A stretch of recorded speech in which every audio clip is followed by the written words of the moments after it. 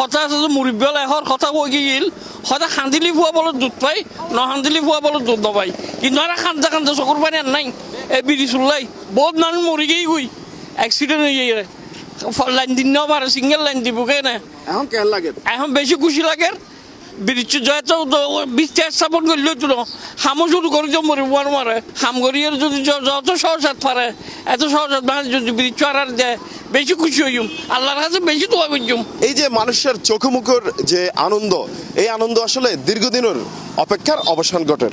জিয়ান দক্ষিণ চট্টগ্রামের কোটি মানুষের প্রাণের দাবি আছিল যে এই হালুরঘাট রেল সেতু এবং সড়ক সেতু হন।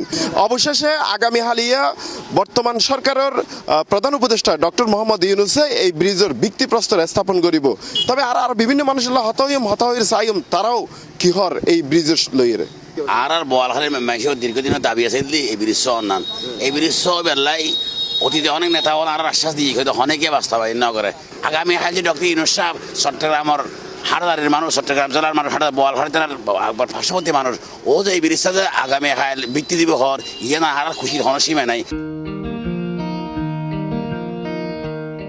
মেয়ের 14 তারিখ প্রধান উপদেষ্টা ডক্টর মোহাম্মদ ইউনুসের এই আগমন শুধু একখান অবকাঠামো নির্মাণের সূচনা নয়, ইয়ান চট্টগ্রামের সম্ভাবনা, অর্থনীতি ও জনজীবনের মুক্তির বার্তা বহন করে। তাই চট্টগ্রাম নাগরিক ফোরামের পক্ষত্বন স্বাগত জানাইয়ে এবং 2028 সালের মধ্যে সেতুর নির্মাণ কাজ সম্পন্ন করিবর দাবি জানাইয়ে সংবাদ সম্মেলন করি এই হতা জানাইয়ে চট্টগ্রাম নাগরিক ফোরামের নেতা হলে। দিনের স্বপ্ন, অনেক দিনের সংগ্রাম, আন্দোলন আর প্রচেষ্টার ফসল কালুঘাট সেতু। এটি শুধু চট্টগ্রাম বাসীর দাবি নয়, আমরা চট্টগ্রাম নাগরিক ফোরামের পক্ষ থেকে দীর্ঘদিন আন্দোলন সংগ্রামের মাধ্যমে এটাকে পরিণত করেছি জাতীয় একটি ইস্যুতে, জাতীয় একটি দাবিতে, এবং যার কারণে আজকে এটা বাস্তবায়িত হতে যাচ্ছে।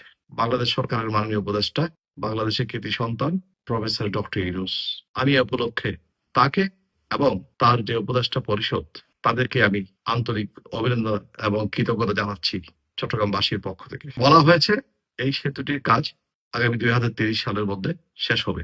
আমরা এই ক্ষেত্রে অতি দ্রুততার সাথে বাস্তবায়ন করার জন্য আমরা দাবি জানাচ্ছি, যাতে করে অতীতের মতো কোনো কালক্ষেপণ না হয়, শুধুমাত্র উদ্বোধন করেই যেন কোনো দীর্ঘসূত্রিতা না হয়, সেজন্য আমরা চট্টগ্রামবাসীর পক্ষ থেকে আমরা আহ্বান জানাচ্ছি।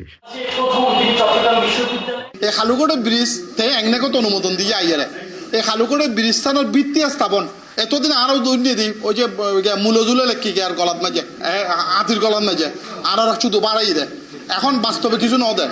তো তাই কিন্তু একনা করে অনুমোদন তো দিয়ে খালি কিন্তু বাস্তবে বাস্তবায়নের লাই ভিত্তি স্থাপন করিব।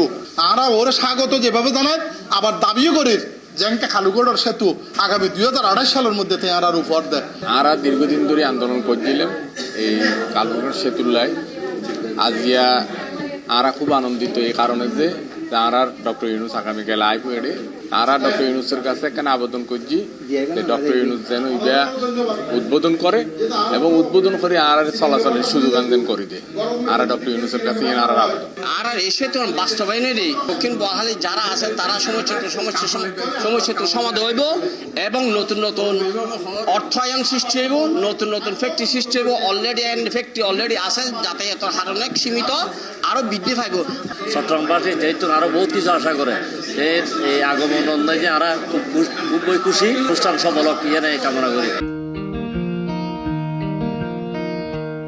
তবে শুধু বোয়ালখালী নয়, দক্ষিণ চট্টগ্রামের প্রত্যেক মানুষের দাবি খুব শীঘ্রই সময়ের মধ্যে যাতে এই সেতু নির্মাণ কাজ সম্পন্ন হয়।